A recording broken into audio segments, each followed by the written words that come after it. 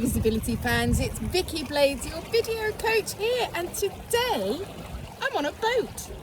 Now, if you've been watching these videos, you'll know I've been talking a lot about traveling videos or moving while you're making videos because it creates a lot of interest for the viewer and they're more likely to hang on until the end of your video. So, whenever you are out and about, whether you're walking, driving, cycling, being very careful of course, or even like me on a boat off a tropical island, make sure to whip your phone out, hit record and make a super interesting video that's going to keep your viewers hanging on right till the very end. That's it. If you want more tips about making videos and making them super interesting or anything to do with organic video marketing, just put the word video below this video and I will be in touch.